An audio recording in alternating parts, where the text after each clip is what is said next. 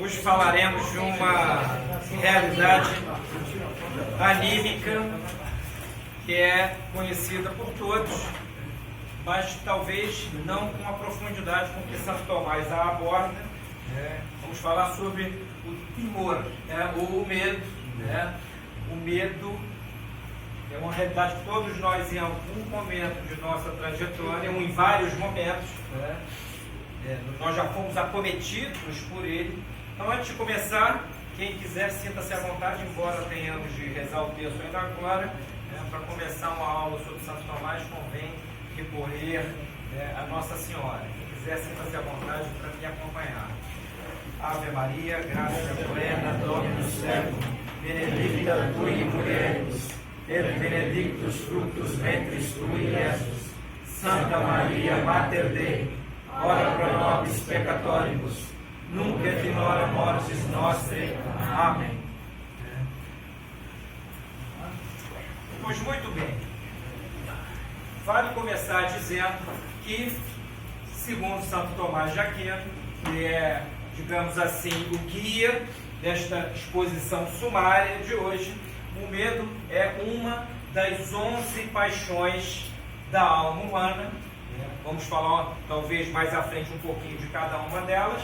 Há paixões que pertencem ao apetite chamado concupiscível e há paixões que pertencem ao apetite chamado irascível. O medo enquadra-se entre as paixões do apetite irascível. Pois muito bem, antes de eu começar a dizer o que Santo Tomás afirmou sobre o medo, alguém poderia me dar uma dica? Todos nós já sentimos medo em algumas ocasiões da nossa vida. Por favor, algum de vocês poderia esboçar uma definição do que seja o medo como um sentimento, como algo que alcança o corpo e a alma? Arrisquem-se à vontade, não há problema. Eu acho que as definições... Chega, professor Pachá. O medo é a apreensão em graus diferentes, máximo ou mínimo, de que algo muito fácil possa acontecer, embora não tenhamos a certeza. É mais ou menos como opinião, não é? Não sei se todos ouviram. O medo é a apreensão de um mal próximo que pode suceder ou não, mal que nos atinge em nosso âmago de alguma maneira. Santo Tomás, a questão sobre o medo está na segunda da Suma Teológica, é a questão 41. A Suma Teológica, não custa lembrar, ela tem 4 partes. A prima pars, a primeira parte, que é o tratado de Deus Uno e Trino. Ali há questões importantíssimas, como a demonstração de que a teologia é uma ciência de pleno direito, a demonstração da existência de Deus num padrão apodítico, ou seja, de maneira tal que, levados aqueles argumentos às últimas consequências, é necessário a razão assumir como verdade absoluta que é impossível na ordem do ser não haver um primeiro, que é a causa de todos os que dele procedem, digamos assim. Esse primeiro é uma inteligência, ele tem vontade, ele é bom, ele é providente, etc. Então essa é a questão 2 da primeira parte da Suma. Depois vem os atributos divinos, que Santo Tomás nos dá a conhecer por um procedimento, digamos assim, por uma via negativa, que é o seguinte: demonstrado que Deus existe, é possível apresentar alguns dos seus atributos, mostrando tudo o que ele não pode ser de maneira nenhuma. Então, sendo ele o primeiro imaterial, ele não pode ter composição. A matéria, então ele não pode ter quantidade. Deus não pode ter corpo. Por aí vamos. Santo Tomás vai demonstrando a bondade, a unidade e todos os demais atributos nessa primeira parte da Suma, que é fundamentalíssima. São inúmeras questões. Há a segunda parte, a segunda, que é a segunda parte da segunda parte. Nestas partes estão os tratados das virtudes, dos vícios, entendidos como pecados, evidentemente, tudo aquilo que nos diz respeito profundamente. Eu costumo dizer que quem quer entender um pouquinho da psique humana deve ir a esta fonte de Santo Tomás, que é uma psicologia de base metafísica, que nós encontramos ali, que é muito superior a 90% ou mais de tudo que temos aí por psicologias. O rapaz entra numa faculdade, uma jovem entra numa faculdade, chega no 7º período, alguém lhe pergunta o que é a alma. Ela vai estudar a alma. Psicologia é o estudo da alma. E não há uma definição. Ela não passou pelos pré-socráticos, não passou por Platão, por Aristóteles. Então tem uma deficiência grave. Chega na faculdade, começa a estudar Freud no 1º período, Lacan no 2º, Deleuze no 3º e se joga na janela. Né? E por aí vamos. Né? Entra numa espécie de espiral descendente. Então, recapitulando. Primeira parte, segunda parte da segunda parte e, por fim, a terceira parte, que é o tratado a respeito do que Deus é em sua íntima, em sua recôndita deidade. Então temos ali o tratado do Verbo encarnado, que é de uma beleza extraordinária, o tratado sobre os sacramentos, né? Santo Tomás deu para o magistério da igreja um substrato psicológico, filosófico, metafísico tão elevado que o próprio magistério assimilou como dele, por isso dele, magistério, aquelas proposições de Santo Tomás. Por isso que Santo Tomás é o doctor communis da igreja. Ele não é qualquer doutor. Ele é um doutor cuja doutrina foi tornada comum pela própria igreja. Então, quem quer que, sendo católico, queira falar sobre teologia, deve recorrer necessariamente, antes e acima de tudo, a Santo Tomás. Isso significa que não se possa recorrer a outros doutores? É claro que não. A igreja trouxe ao mundo, né, homens extraordinários, formou santos extraordinários, homens de uma sabedoria revelada, né, literalmente, mas Santo Tomás, em se tratando daquilo que é a doutrina católica, ele é o ápice. Ele é aquele cuja opinião não convém contrariar. E por que eu digo opinião? Porque nem tudo na teologia leva a conclusões necessárias. Há matérias que são opináveis, sobre as quais não é possível ao homem dar uma definição precisa. Então, o que sucederá aos corpos glorificados daqueles que se salvarão, que estarão sob a luz da glória? Então, a igreja nunca bateu o martelo, até porque a igreja não está aqui para esgotar o que há de inteligível na ordem do ser, né? Ela está para apontar o caminho da salvação. O carisma magisterial visa a salvação das almas e não a instrução. Hoje vemos, mesmo em ambientes católicos mais saudáveis, muita gente racionalizar a fé de maneira excessiva e tentar descambar, melhor dizendo, uma espécie de demonstração humana dos artigos da fé, o que é ridículo. Santo Tomás tem um livro que é o De Rationibus Fidei, sobre as razões da fé, em que ele diz exatamente esta frase: é ridículo tentar demonstrar os artigos de fé, né? Porque a fé não se demonstra, mostra-se. A fé mostra-se, mas por quê? Ela é um selo indelével vindo do alto. Eu não demonstro que Maria é sempre virgem, eu creio, e essa crença é o selo indelével desta virtude que vem do alto. Então, tentar racionalizar demais a Sagrada Escritura e o magistério, em geral, acaba gerando hereges, né? Muitos dos hereges da história da igreja foram homens inteligentíssimos, mas que deram uma interpretação humana ao mistério. E o mistério é inelucidável. Ninguém elucida o mistério. O mistério não é o enigma da esfinge, né? Édipo, na famosa tragédia, resolveu o problema, o enigma da esfinge. O mistério é algo que não se pode, nenhum homem pode elucidar. E a fé, quando o padre vai consagrar a hóstia, Mysterium Fidei, eis o mistério da fé. A fé é o mistério do ser apresentado a nós para que nós alcancemos aquela sanidade perfeita que Deus quis desde a eternidade, ou seja, para que expurguemos na nossa trajetória erros, tropeço, pecado. Eu disse aqui na terça-feira retrasada, quando eu estive depois de larga temporada ausente, que o pecado, até do ponto de vista etimológico, professor Pacheco, é um tropeço. Pecado é um tropeço, é o pé descambar num buraco, cair.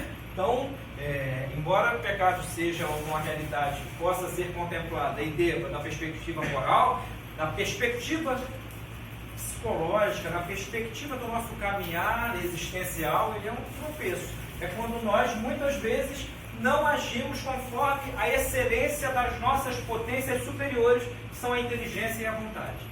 A inteligência cujo objeto é o ser, né, em sentido geral. E a vontade cujo objeto é o bem, que é um dos modos de ser. Né? O bom é um dos 7 transcendentais do ser.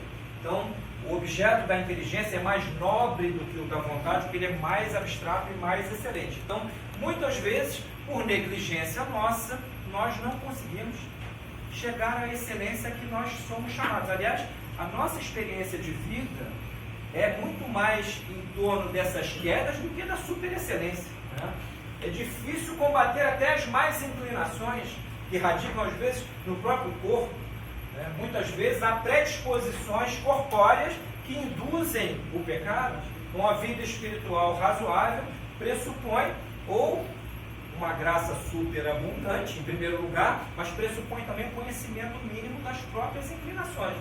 Se a pessoa não sabe nem o terreno onde deve combater, onde mais ela é propícia a cair, como é que ela vai ter uma vida dita espiritual? Só por analogia de atribuição metafórica. Né? O primeiro passo para quem quer melhorar é conhecer-se minimamente. E é impossível alguém conhecer-se minimamente se tem a inteligência confusa. Então, quando Santo Tomás de Aquino ele compõe a Suma, que é de leitura, digamos assim, para quem quer estudá-la, é de leitura obrigatória, que a Suma é a súmula das questões mais importantes da teologia e muitas das mais importantes da filosofia, Santo Tomás diz lá no seu prólogo que escreveu aquilo como papinha. Né? Eu vou dar aqui de mamar para iniciantes. A Suma foi escrita para iniciantes. Que iniciantes? Né? Hoje nem os iniciados conseguem ler a Suma. Né? Agora, os iniciantes do tempo de Santo Tomás eram educados no trivium, no quadrivium. Então, eles tinham a clara noção de que era preciso dominar a linguagem em ponto grande. Se você não domina a linguagem minimamente, como é que você vai ter... Se a pessoa tem um problema de inanição vocabular, digamos assim, né? Ela tem um vocabulário pobre, ela é nanica vocabular, como é que ela vai... Ela não sabe nem dar nome às coisas com propriedade. Como é que ela vai dar o nome à dor que sente? As coisas. Então, dominar a linguagem é bom até para rezarmos um Ave Maria. Né? Se a pessoa tem esse domínio pleno da linguagem, ela tem o primeiro caminho para evitar um sem número de problemas. Ela tende a ter uma mente clara, com luzes, né? Ser lúcida. Ser lúcido é isso, é ter luzes na mente. Ela não convém a nós parecermos com aquelas pessoas que nascem em noite escura, uma espécie de eclipse absoluto, que é a burrice. A burrice é uma realidade metafísica talvez mais misteriosa do que as operações adentro da Santíssima Trindade. Né? Há pessoas para quem nós explicamos o mais básico, o óbvio mais ululante, mas aquilo não entra nem se uma seringa metida na cabeça da pessoa. A burrice é um fato. Todos nós já deparamos com burros daqueles assim, que se caírem de 4, comem a relva toda, não deixam nada para ninguém. Comem com apetite. Então, assim, feito esse preâmbulo, a Suma trata de Deus, da proveniência de todas as coisas de Deus, e nós somos parte dessa proveniência, tanto é que tem o tratado na Suma De Homine, tratado sobre o homem, importantíssimo. O que é o homem? O que é o homem nessa escala ontológica que vai da matéria-prima até Deus? Qual lugar ele ocupa? Que potências ele é capaz de atualizar? De que maneira ele pode fazê-lo plenamente? Então, isso é importante conhecer. Uma antropologia filosófica é absolutamente necessária para que nós, por exemplo, caminhemos bem na política. Como é que vai haver uma política boa se aqueles que vão legislar não sabem o que é o homem? Não tem a menor noção. Então, depois, nós vemos por aí, são legisladores que legislam contra a natureza humana. Não sabem o que é o homem.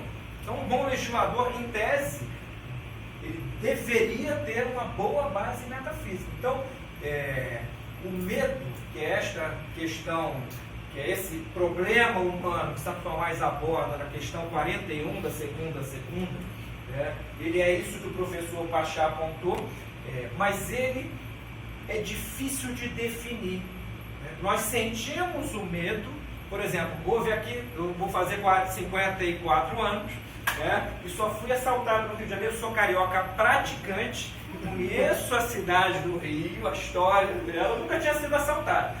Ao lado do meu querido Bruno e do Guilherme, há 1 ano e meio atrás, nós fomos assaltados à mão armada. E o que sucedeu o quê? Dá um medo. Um cara com um trabuco apontado na sua direção. Agora é difícil de explicar essa sensação. O coração acelera, nós somatizamos esse temor de alguma maneira. Todas as nossas emoções, já nos diz a psicóloga americana Magna Arnold, que é a mãe da psicologia das emoções. Ela diz que todas as emoções são somatizadas. A alegria, nós somatizamos a alegria. Dá um certo bem-estar quando a alegria é uma espécie de movimento psicológico conseguinte à posse de um bem, de uma lei. O Flamengo perdeu. Dá uma alegria. Quando nós deparamos com um bem cuja posse nos apraz, nós somatizamos isso. A tristeza é a mesma coisa. A tristeza, ela é também um efeito psicológico conseguinte ao um mal contemplado como já realizado. Olha, meu pai morreu. Que tristeza. A pessoa que eu amava.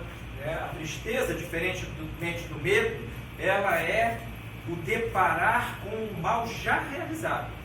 O medo aqui, como nós veremos, ele tem como objeto o mal presumivelmente por realizar. E depois nós vamos fazer aqui uma escala dos medos, mínima, inclusive de certos medos que podem ser classificados por fobias, como fobias, são medos irracionais. Porque todos os movimentos da alma humana serão congruentes com a nossa natureza, serão de acordo com a nossa natureza, se nós não abstrairmos a realidade. Eu não posso ter medo, eu vou temer agora que esse copo, por uma manifestação diabólica, se atire por ele próprio na minha cabeça. Tem gente que morre de medo de coisas que não vão suceder, ou tem uma probabilidade mínima de suceder. E aí estamos no terreno próximo ao do afastamento da realidade, que podemos classificar sob vários aspectos como loucura. Quem aqui é psicólogo, a Aninha está aqui, já deve ter lido o DSM, que é o catálogo das patologias, do ponto de vista psiquiátrico e do ponto de vista psicológico, vai ver lá o sem número de classificações.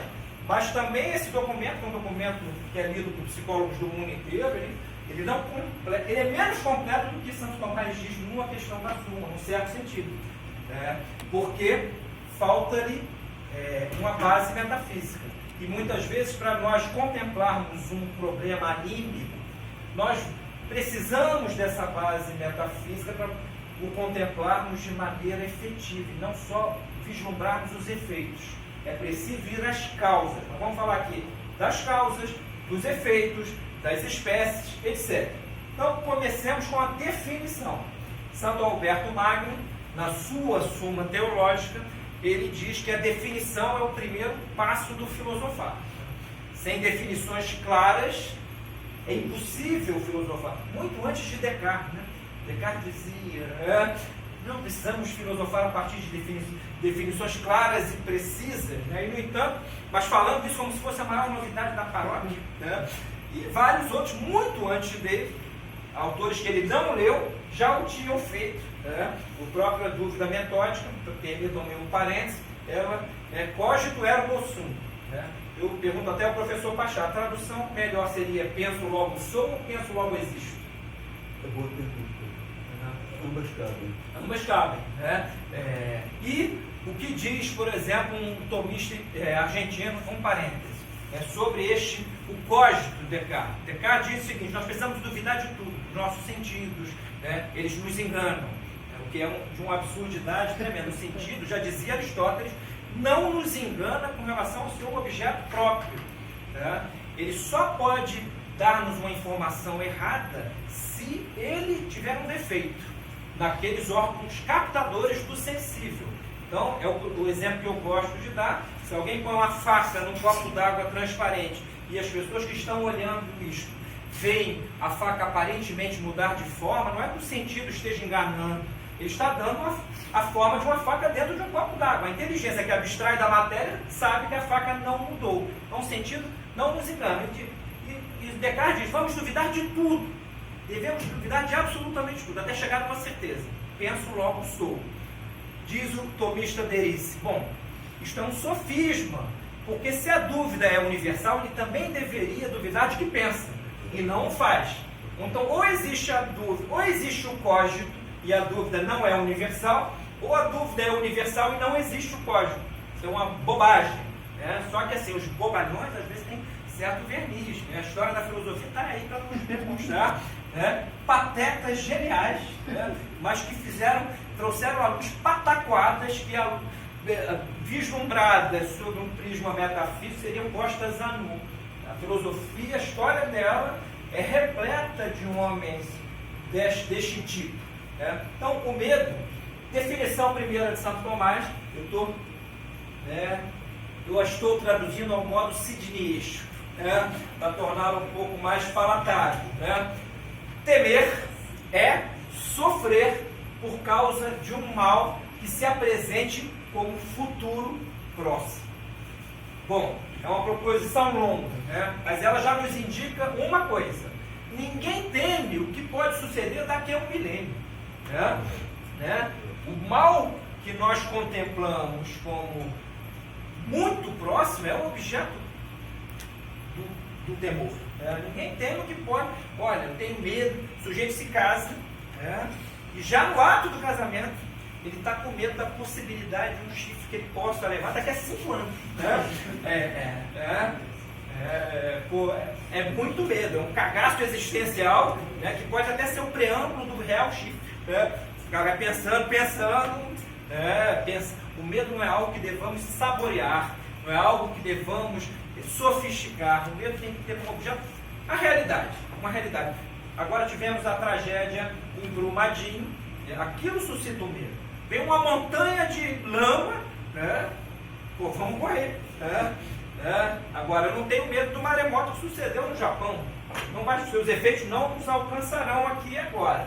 Então, primeira coisa, o medo é esse movimento anímico perante um mal que se presume próximo, e dentro dessa escala nós vamos desde aquele mal irremediável.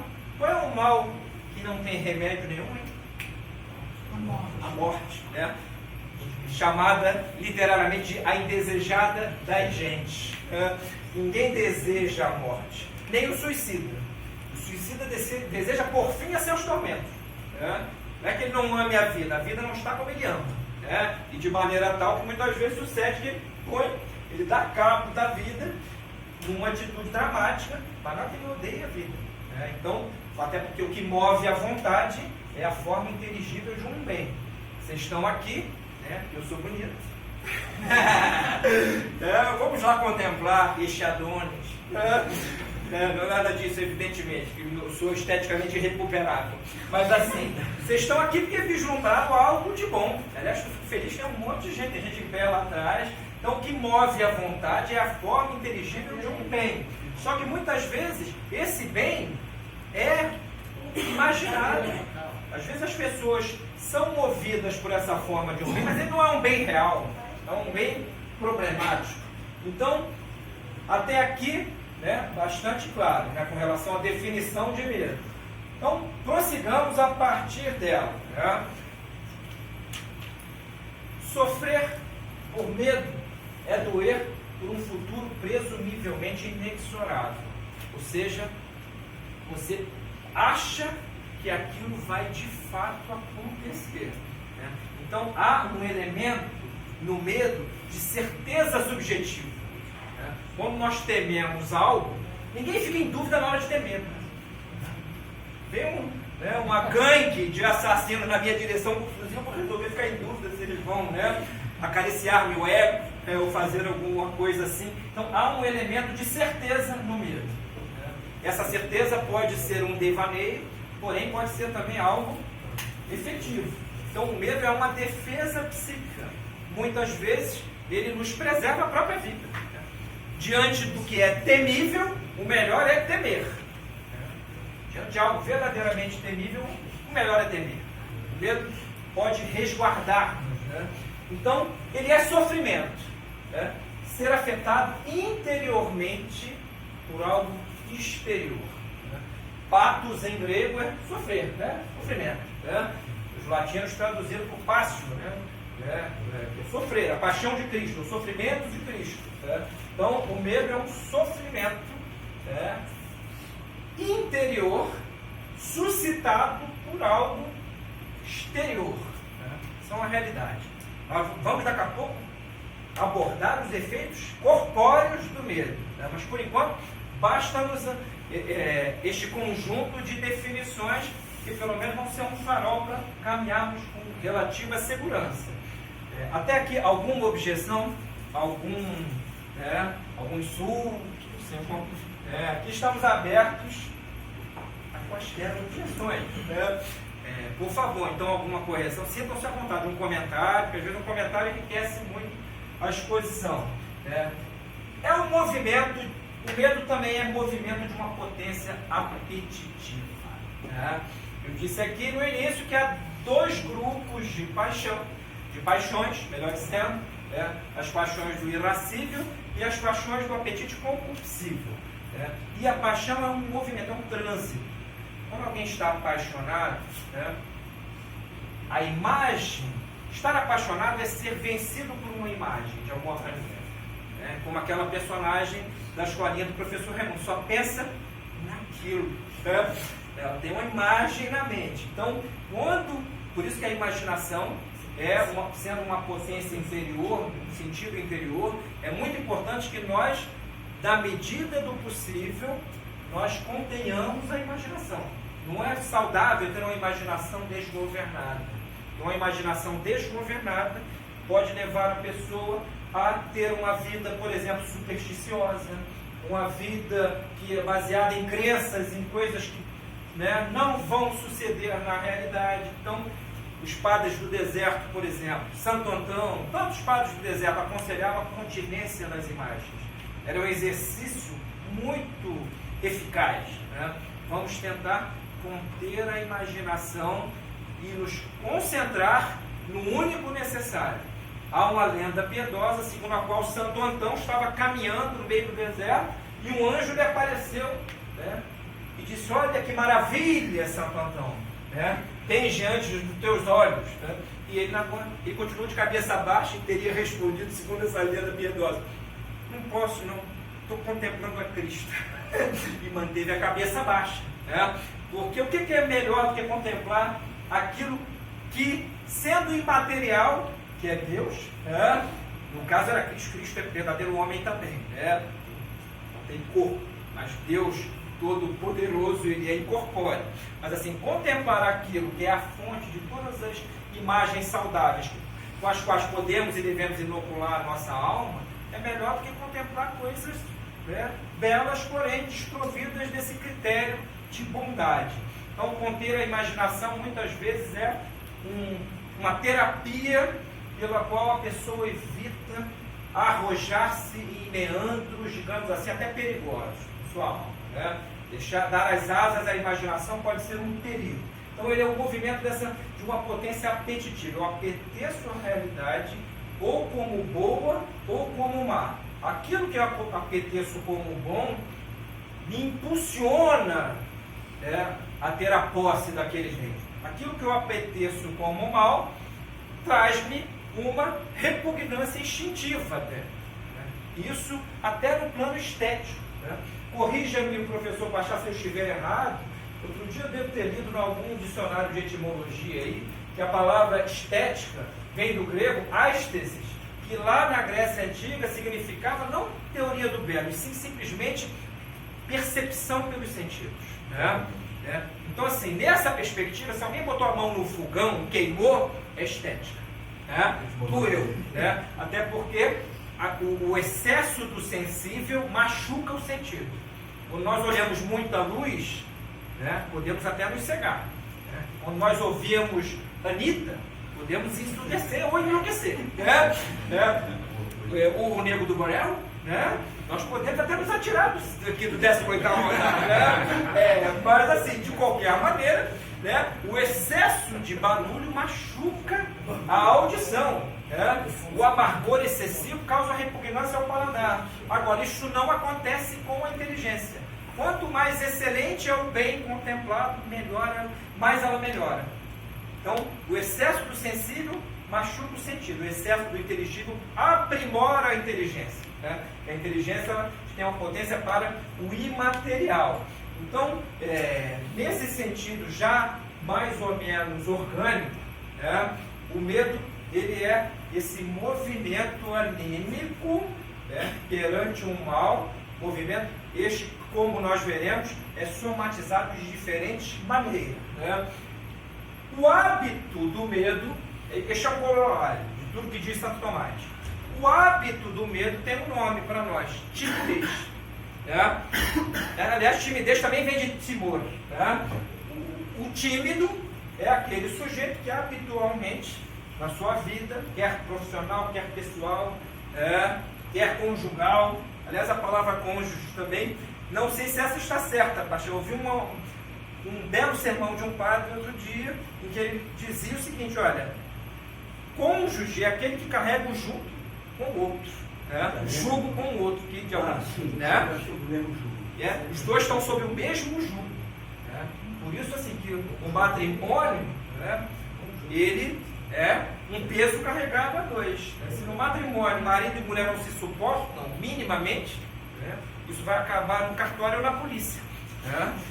Então, assim, se você tem essa noção de que nesta visão matrimonial católica, a noção de que há um peso a ser carregado entre os dois, você já tem uma predisposição à tolerância, a tolerância até para com as quedas do outro, você tem uma predisposição anímica para o perdão, coisa que é difícil de acontecer se contemplamos só as coisas de um olhar demasiado humano, quase com aqueles bigodes do Nietzsche. Aquilo não é um bigode, é um samambaia chorona.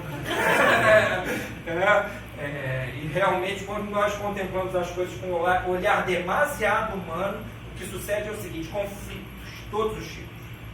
Nós nos tornamos impermeáveis ao perdão.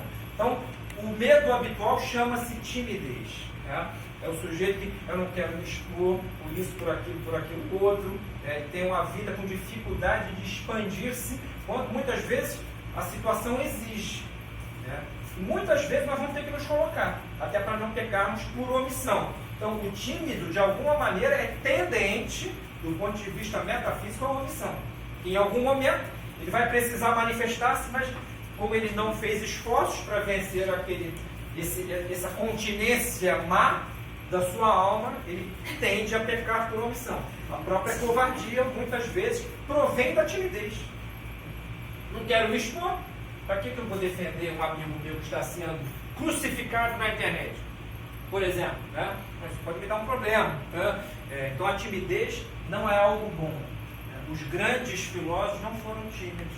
Os grandes santos não foram tímidos. Eles foram arrojados a quase uma obrigatoriedade de vencer a timidez e venceram. Também não é audácia. Não é audácia.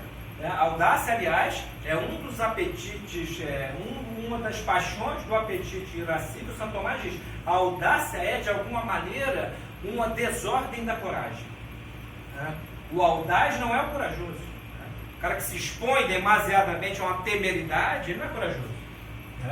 Ele é audacioso. E às vezes a audácia hoje em dia é fácil, né? O sujeito. Oi?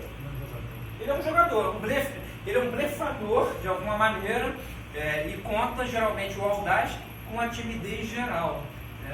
Então, assim, nós vemos na própria história da filosofia também tem audazes e nada velozes. São audazes e medíocres, mas porém com certo verniz. É difícil. O sujeito diz, por exemplo, que leu não sei quantas obras, você vai aferir isso, às vezes é impossível. Então, assim, alguém levado que ele interveio. Oi? Seria o mesmo que ousado? Não, a ousadia não é. Boa pergunta. Se a audácia seria o mesmo que a ousadia. Né? Não, a ousadia é uma virtude. Né? Desde que é o vislumbre de uma possibilidade benéfica de ação, que exige a coragem. A ousadia é, de alguma maneira, colada à coragem. Né? Você é ousado no sentido de que vislumbra um bem a realizar, um bem mais ou menos difícil, e põe em marcha os meios para que aquilo se dê da melhor maneira. Agora, a audácia não. A audácia, segundo Santo Tomás, eu estou com ele nisto, é sempre um defeito por excesso da virtude da coragem. A virtude está sempre no centro. Então, até aqui, caminhamos razoavelmente bem, não é, Aninha? Qualquer coisa, por favor, viu, Adriano? Aí você pode jogar um aviãozinho na minha cabeça, não tem problema. Com licença, professor. Qual seria o oposto da potência apetitiva? Tipo assim, o que seria uma emoção que não é uma potência? Não, toda emoção é uma potência apetitiva. É a atualização de algo de uma potência apetitiva. Só que, como nós somos humanos, as nossas emoções estão sob a égide da razão de alguma maneira. Nós, de alguma maneira, queiramos ou não, ao nos emocionarmos, tentamos dar razões para essa emoção. Os poetas estão aí que não nos deixam mentir, Às vezes os grandes poetas têm um compromisso com o sublime, com o inominável, com o inefável. E às vezes eles chegam ali pertinho, eles conseguem. Nós temos aqui na língua portuguesa o maior de todos, nosso, que é Camões. Camões alcançou o Monte Carmelo da poesia em língua portuguesa. É de uma beleza inacreditável, tanto do ponto de vista do conteúdo, quanto do ponto de vista da forma entendida como invólucro. Ele tinha o domínio pleníssimo de todos os recursos expressivos do idioma e levou isso ao mundo. E às vezes, falando do amor, tangencia o sublime. É óbvio que o poeta dos poetas, ao contemplar a Deus, ele vai ficar em silêncio. Nós vamos dizer o que perante a realidade, perante a bondade suma? Só cabe o silêncio. Eu lembrei aqui, certa feita, meu filho era jovem, essa eu posso expressar porque não diz nada demais, e uma professora lá tinha feito, sabe que hoje os colégios são todos mais ou menos ruins ou péssimos, os melhores são ruins, de alguma maneira, e ele foi criticado porque havia um grupo de trabalho que foi feito para suprir a nota de matemática que não tinha sido boa de alguns, e era uma peça de teatro. E a ele cabia, eu fiz o papel de procurar na internet o barulho da micção, o xixi, porque tinha uma peça, ele era o sonoplasta da peça, tinha uma hora lá que o personagem fazia xixi, então eu tinha que encontrar na internet o barulho do xixi. Estava sublime isso. E aí a nota não foi boa, mas assim eu fui lá perguntar ao professor o que houve. Não, porque nós praticamos a pedagogia da participação. E seu filho é silencioso. Eu falei, minha senhora, é no silêncio que contemplamos a beleza. No silêncio nos causa um paz. É no silêncio que os grandes artistas compõem as suas obras. Não é no ouvido o Nego do Borel, a Anitta. É no silêncio que, diante da beleza, nós alcançamos o êxtase. Não é em requebros febris. E às vezes um silêncio interno, dos movimentos anímicos internos, é externo. Que é um silêncio que é interior, não tem propriamente a ver com a vocalização de algo. Então a senhora pensa, a senhora que é pedagoga, deve ter lido Platão, claro que ela não leu. A senhora acha justo punir uma pessoa por ser silenciosa a pretexto de que a sua pedagogia é a da participação. Então assim, se meu filho chega aqui, está todo mundo quase num sexo grupal, contemplando-nos. E era verdade. Era verdade. Não é mentira, não era um sexo grupal, mas assim, estavam todos nos seus respectivos telas de computador, assistindo cenas impróprias para quaisquer idades. E assim, falei, então assim, se esses rapazes fazem isso, eu não me aborreço que meu filho fique na dele. Agora, eu adoro futebol, por exemplo. Meu filho não gosta, ele é mais sábio do que eu. Eu levei 3 vezes ao Maracanã. Na quarta ele pequenininho falou, papai, tô indo só para agradar você. Eu não levei mais. Às vezes eu peguei o moleque pelos cabelos, não, pai, vê o futebol. Então assim, o respeito mínimo para com a realidade do outro faz parte de uma vida saudável. Então assim, no caso aqui de que estamos falando, não se tratava de timidez, e simplesmente de reserva. Né? Não era um silêncio por timidez. Né? Às vezes, quem aqui não sabe que os amigos nós escolhemos por afinidade? Né?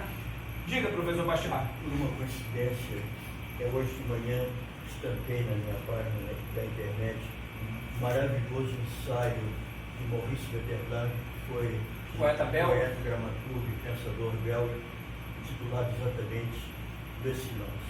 O silêncio é um ensaio sobre o silêncio, o que é o silêncio e quais são os múltiplos benefícios do silêncio em diferentes planos. Então, se alguém tiver interesse, vale a pena, um texto magnífico.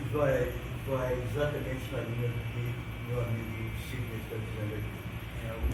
E, para quem vive no ruído, essa é uma má notícia. Né? Quem vive no ruído, né, e tem a mente obliterada pelo ruído, isto acontece, quem consegue ouvir, viver em paz no meio de um barulho infernal.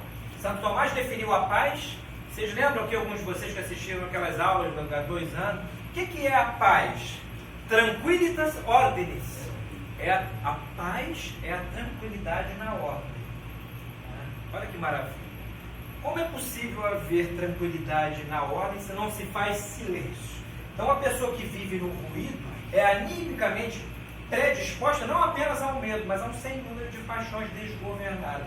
Porque ela não para pensar, ela não tem tempo de fazer esse movimento contemplativo relativamente ao seu próprio ser, às suas próprias inclinações, quer boas, quer mais. Então vimos aqui o medo em sua essência. Em sua essência, ele é essa percepção de um mal futuro, próximo, que muitas vezes julgamos inexorável. Vai acontecer. Né? Essa é a essência do medo. Santo Tomás fala dos objetos do medo. O objeto geral do medo é o mal. Né? É o mal. Eu já disse aqui no início. Agora, há objetos mais específicos. Né? Eu vou falar deles mais na frente. O geral é o mal. É um mal futuro difícil de evitar. A palavra difícil eu a pus aqui grafada num quadradinho para enfatizar. Não é um mal qualquer. Né? Eu tenho medo de um mal que eu julgo muito difícil de evitar. Essa dificuldade ela é inerente ao medo.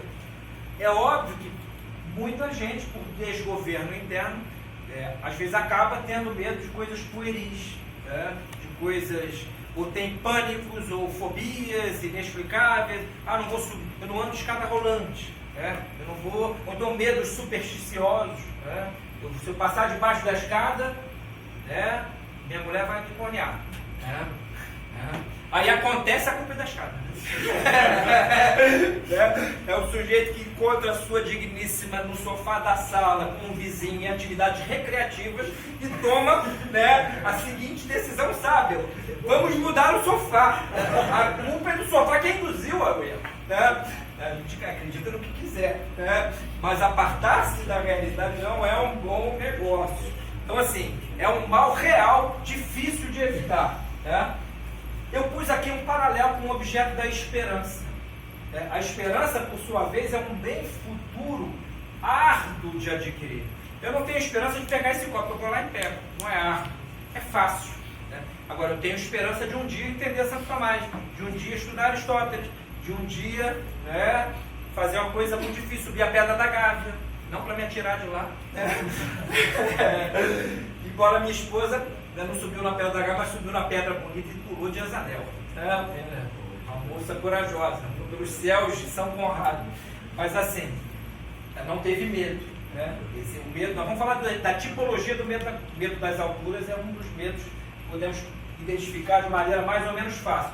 Então, a esperança, ela é um dos movimentos fundamentais da alma humana. Já que a nossa vida é projetiva, nós estamos sempre numa situação existencial em vista de algo a realizar. Nós precisamos da virtude, da esperança como virtude para poder realizar. O que se espera é um bem, ninguém espera o mal. O que se espera é futuro, ninguém espera o presente. O que se espera é mais ou menos árduo, como eu disse ainda há pouco. Ninguém espera o que é fácil e por aí vai. Então, assim, a vida humana, quando perde a esperança, ela perde o seu centro de maneira completa. O seu centro até amoroso. Que a esperança é uma das paixões, aliás, como todas as paixões, a tem fundamento no amor. A expressão de Santo Tomás, na Suma, o amor é a raiz primária de todas as paixões da alma. Por exemplo, o ódio. Se eu odeio algo, é porque contraria outro algo que eu amo. Né? Se eu me entristeço com algo, é porque sucede na ordem do ser aquele algo, contrariamente a outra coisa que é objeto do meu amor, enquanto apetite do bem. O amor é um apetite do bem que nos constitui de alguma maneira. Então, entre o medo e a esperança há um paralelo. Né? Há um paralelo. Ambos serão saudáveis se o objeto que o suscita for realístico, se ele não for uma pressuposição translocada, e, portanto, as paixões em si mesmas, diz Santo Tomás, não são boas nem más. O que as torna boas ou mais é serem ordenadas ou desordenadas. O que é uma desordem? Alguém poderia sugerir, Omar? O que é uma desordem?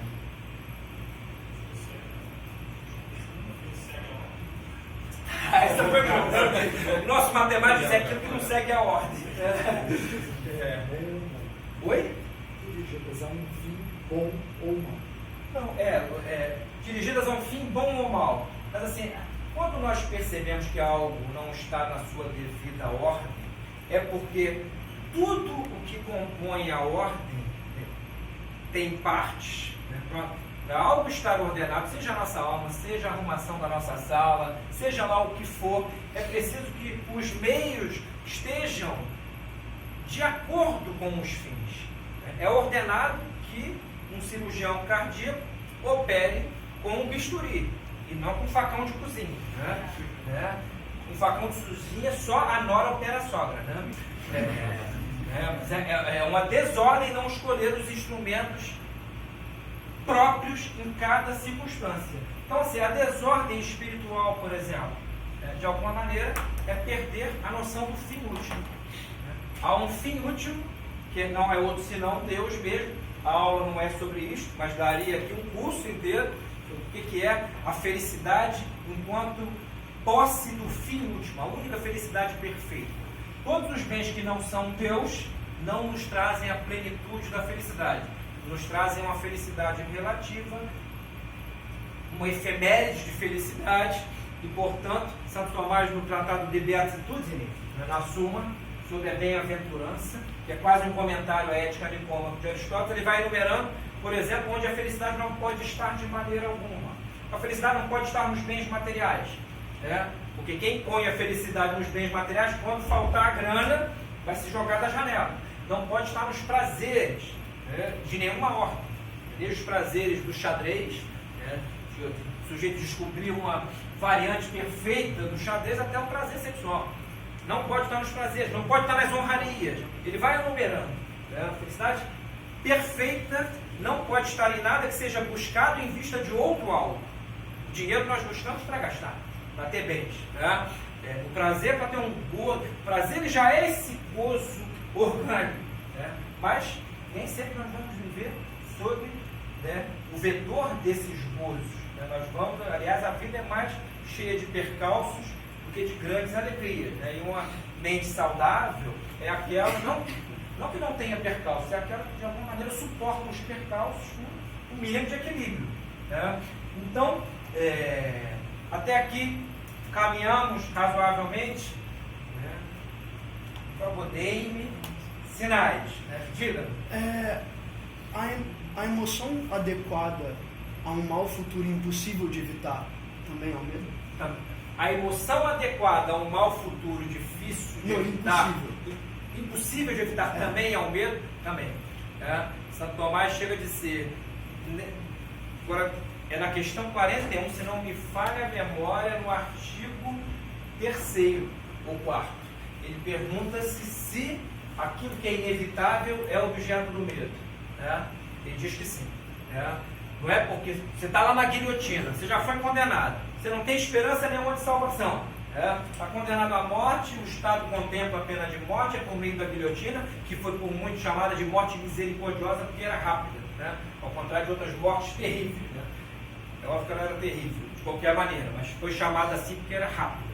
Mas o sujeito chegar lá na hora, uma coisa, olha, a execução vai ser amanhã, eu já sei, eu já tive eu já estou resignado. Outra coisa é ver-se diante da guilhotina com a cabeça livre. Né? Aí cada um é que sabe de si. Né? Cada um é que sabe de si. Mas é o objeto não necessário, mas contingente do medo, um mal inevitável, um mal impossível de evitar, né? Assim como os possíveis. Aliás, o mal impossível de evitar é muito mais propriamente objeto do medo do que outros males. Né? Então, já não tem jeito. Né? Por exemplo, eu ando resignado nos últimos anos, eu não tenho esperança nenhuma de melhora civilizacional a curto prazo, né? E nem a médio. Então, assim, a minha liberdade é do tamanho da minha desesperança. Eu não ponho a minha esperança na política. Né? A política atual, aliás, é de qualquer tempo, mas atual, por melhor que seja ou menos pior que seja, não vai dar resolução a problemas que estão para além dela. Tem um tomista que eu tive a honra de conhecer e cuja obra principal, né, editei na editora que nós tínhamos, né, que foi o Jorge Martínez Barrera. É um argentino radicado no Chile e tem um livro, A Política em Aristóteles e Santo Tomás. E ele conclui o seguinte: a política busca politicamente fins transpolíticos, que estão para além dela. Oi? O Henrique Pato já está impresso. Sim, o Dom Bosco reeditou e imprimiu. Então, assim, é um belo livro. O Barreira é um ótimo tomista, esse é um belo livro. Então, ele conclui: a política não é a causa de si mesma, nem é o fim em si mesma. Ela pressupõe valores civilizacionais, um pavimento de valores civilizacionais. A verdade, o bem, a unidade. Qual é a polis que se sustenta sem identidade, por exemplo? Sem sentido de unidade nenhuma. E hoje, quem é o brasileiro? O que é a essência do brasileiro? Nós sequer nos identificamos com as nossas raízes. Portugal. Nós somos filhos de heróis, de homens de alta ciência. Aqueles homens que atravessaram o Atlântico, estiveram aqui às costas da Bahia, fizeram algo, e assim como o Vasco da Gama que chegou à Índia, fizeram algo que pode ser posto em paralelo com a ida à Lua. Assim, é algo extraordinário. Lisboa era o centro da ciência naquele momento, o centro europeu da alta cultura. A corte de Dom Manuel I era uma pleiade de poetas, de homens de... Ela tinha muito de beleza. Nós não fomos descobertos por tamanqueiros. Chegaram aqui por acaso. Até porque o acaso não é, já dizia Aristóteles no livro 2 da Física, o primeiro nas realidades ordenadas. Quando se visa um fim, não é o acaso que leva ao fim. Fica aqui a dica, tem um pensador católico do século XIX, que é o Jaime Balmes. Ele tem um livro chamado El Critério. E neste livrinho ele combateu Leibniz, foi um outro filósofo que tinha a doutrina, não vou entrar nesse mérito, eu só vou aludir, que é a doutrina do melhor dos mundos possíveis e mais. O que você está rindo aí? Doutor, como é o nome da paródia que fizeram com Leibniz? Leibniz foi objeto de uma paródia de Voltaire, Candide, Cândido ou o otimismo. O Dr. Pangloss era o personagem. O Cândido, já que você abriu o parênteses, eu vou fechar. O Cândido, o nome já diz, é Cândido. Aconteciam várias tragédias e estava lá o Dr. Pangloss para dizer-lhe: calma, nós vivemos no melhor dos mundos possíveis. Isso, inclusive, o terremoto de Lisboa. Inclusive o terremoto de Lisboa. Aonde ele vai, acontece uma tragédia. Ele vai a Lisboa, acontece o terremoto de 1755. Ele viaja para a América do Sul, naufraga no meio do caminho, depois vai parar no meio de uma tribo de aborígenes. A mulher dele, que era linda, repentinamente ficou com a cara toda escavacada. Tudo lhe sucede de mal. Você lembrou bem. Mas, por exemplo, estava falando de ordem. Onde há ordem, o acaso não é o primeiro. E o Jaime Balmes demonstra com um conceito em que ele, de alguma maneira, refuta Leibniz. Um seguinte exemplo: imaginemos um homem com várias bolinhas de papel. Lá atrás, 30 bolinhas. Lá atrás há um muro, e ele joga aquelas bolinhas para trás e todas elas repousam em buracos que são de diâmetro pouco superior ao das bolotinhas.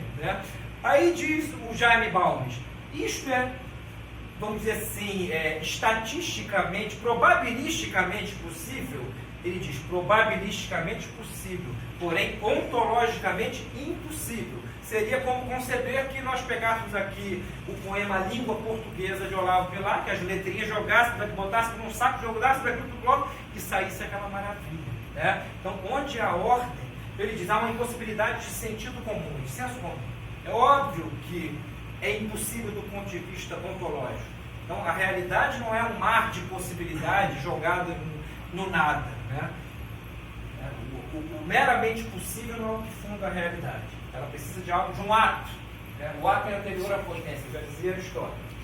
Santo Tomás, depois de falar dos objetos, ele classifica algumas espécies de medo à luz do que diz São João Damasceno. São João Damasceno, um autor anterior a Santo Tomás, que é citado várias vezes na Suma. Por exemplo, o próprio conceito de paixão, lembra desse? É de São João Damasceno. Santo Tomás o assimila. Paixão é um movimento do apetite sensitivo pela imaginação de um bem ou de um mal. É de João Damasceno. E aqui, João Damasceno sugere 6 espécies de medo. Olha como esses homens deste tempo tinham uma visão fina. Hoje nós só conseguimos entender o medo como algo imediato, que nos causa uma certa angústia, né? Mas o olhar deles era muito mais abrangente. Então ele vai. Né? Primeira espécie de medo. Ninguém diria isto hoje. Qual psicólogo que diria que a preguiça é uma das espécies do medo? Né? Olha só, a preguiça, olha o que ele está dizendo. São João Damasceno, assimilado por Santo Tomás, nisto 100%. Né? Que a preguiça é uma certa indolência perante algo que é preciso fazer, né? A pessoa não faz. Né? Ela tem uma indolência. Né? E a preguiça é filha, a propósito, de um pecado capital, né? Que é o da assídia, que é um ódio à própria excelência. Eu tenho tais ou quais possibilidades, mas não vou fazer. É muito claro. Né? Eu posso fazer aquilo ali amanhã, posso combater o crime, eu posso fazer alguma coisa. Não trabalho, não fazer, melhor não fazer. Né? Então, o que diz Santo Tomás? Né? Ele afina o que dissera São João Damasceno. A preguiça é uma das espécies do medo ante o que é preciso fazer. Né? É tão difícil, às vezes, combater certas coisas temíveis que a pessoa, na verdade, é, digamos assim, levada à preguiça. É óbvio que desde que ela já tenha as predisposições pelas quais a preguiça, que é um vício mental, pode ser atualizada. Né? Então, a preguiça é uma das espécies do medo. Né? O rubor, né? Erubescência. Né? O rubor, que vai falar da vergonha, são coisas diferentes. Né? O rubor é o medo de expor-se para combater o medo. Né? Eu tenho, quem já fez, por exemplo, quem já viveu aqui perante um sacerdote, algum de nós católicos, né? Já não ficou ruborizado interiormente porque vai contar o mesmo pecado. Né? Vou mudar de padre, eu acho. Né? Tem um amigo meu, cujo nome eu não vou dizer, né? Uma vez, né? Chegou numa confissão e esse rubor é bom para a confissão. Né? Para ver se a próxima vez eu quero ver se eu não faço para confessar a mesma coisa. Né? Porque nós temos a tendência a cometer mais ou menos os mesmos pecados. E essa pessoa chegou num velhinho, né? Que é aquele confessor à moda antiga, né? Confissão de joelho, né? Confissão auricular. Né? Por isso que é importante, né? Você vai cochichar, você vai pegar um megafone, como hoje é muito comum, as pessoas dizem seus próprios pecados orgulhosas e os expõem de maneira, né? Com uma certa jactância até. Então, esta pessoa virou padre, controlar o pecado, ela já não ia confessar com esse padre há 4 ou 5 meses. E o padre era nonagenário. Né? E o padre, que era meio surdo, né? Os surdos falam alto. Né? Então havia uma fila para confissão. E o padre velhinho, mas de novo! Né? De novo, meu filho! Depois vai para o inferno e não sabe por quê. Depois vai não sabe por quê. É o rubor. Né? O rubor é o medo de se expor, porque quem vai se confessar busca o sacramento da penitência. Né? Eu vou lá para receber uma penitência e de alguma maneira recomeçar a minha vida. Só que eu vou expor minha alma uma pessoa. Isso acontece analogamente em consultórios de psicologia. A pessoa vai lá para dizer, né, até o indizível. Né? Infelizmente, eu ia falar um negócio sobre psicologia, vamos pular essa etapa. Vamos melhor pular essa etapa. Deixemos para um momento, uma terça-feira de terror. Então, o rubor, né?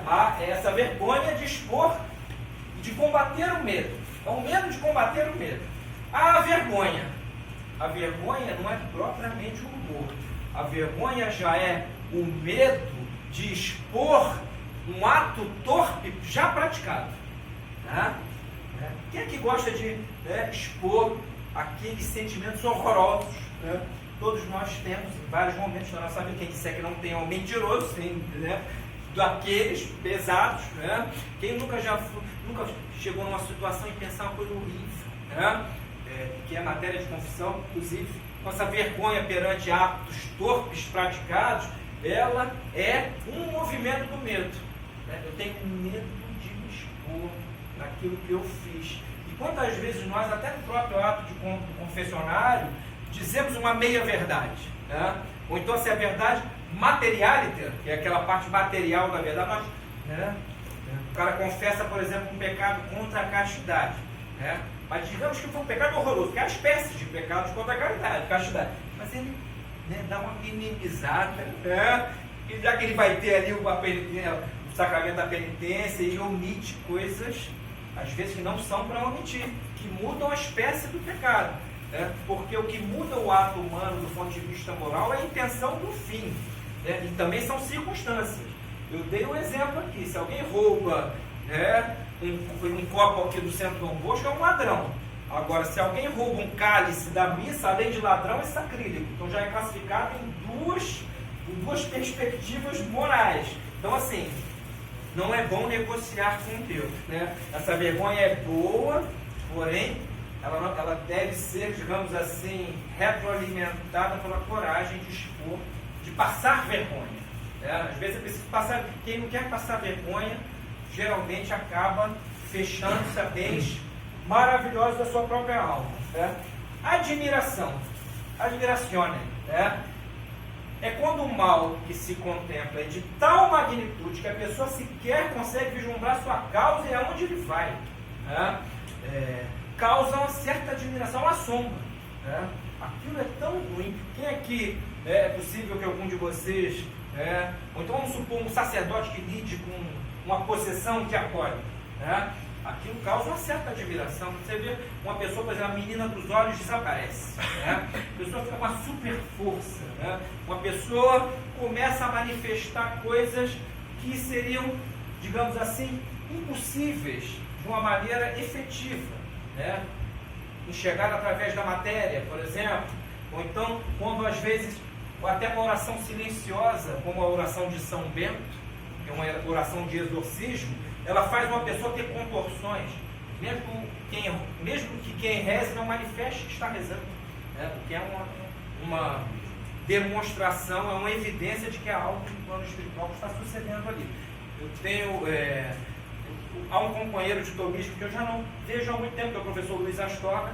Ele publicou a sua tese de doutoramento sobre os anjos, Saiu pela Universidade de Navarra, inclusive, é um livro extraordinário sobre o que seriam essas criaturas cuja forma não tem participação de matéria.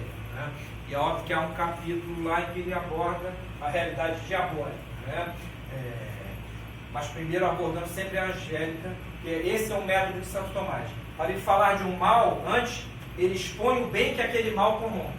Esse é o bom método. Como é que alguém vai explicar o que é uma cárie, uma aula de odontologia, se não sabe nem aquele é o dente?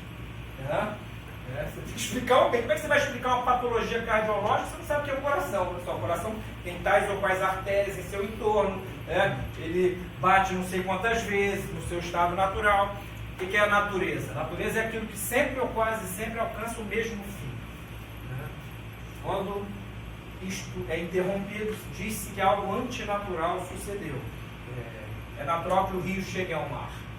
Ele nasce, muitas vezes lá no alto de uma montanha, cresce e chega ao mar. Se alguém faz uma barragem no rio, aconteceu algo contra a natureza do rio. O pecado é algo contra a natureza da criatura inteligente, a criatura que tem potência intelectiva e volitiva. Quando alguém mente, diz algo contra a natureza da mente. Né? O pecado seria aquela realidade ontológica que nos afeta em todos os substratos do nosso ser. Né? Todos os substratos do nosso ser são atingidos pelo ato dito pecaminoso. Com admiração. Quinta espécie do medo, estupor, em latim stuporem, né? Que é a paralisia. Às vezes o mal é de tal ordem que a pessoa fica num estado de inação. Ela não consegue reagir. Ela até tem meios de reagir, mas assim, ela se sente como que paralisada e não consegue fazer o que às vezes está à sua mão. Né? Muitas vezes isso sucede. E por fim, agonia, que é esse mal-estar, eu pus aqui até tinha apagado, psicofísico ante o mal inevitável. A agonia é a somatização do medo, entendido neste sentido metafísico aqui, em que nós o estamos abordando. Heidegger foi um filósofo do século XX, tinha muitos problemas na sua ontologia, né? Ele escreveu o livro O Ser e Tempo, e temporalizou o ser, disse com aquela modéstia de muitos filósofos modernos e pós-modernos, né? Todos os filósofos, desde os pré-socráticos, desde Platão até ele, só contemplaram o ente e esqueceram-se do ser. Então, é um conceito de esquecimento do ser em Heidegger. Né? E ele diz ele que o Dasein, que não é outra coisa senão o ente humano, no seu glossário, o Dasein, que é o homem, é aquele que só tem a notícia de si mesmo pela angústia de ver-se arrojado ao nada. É uma filosofia nihilista. Né? Ora, você precisa disso para saber que é um homem? Né?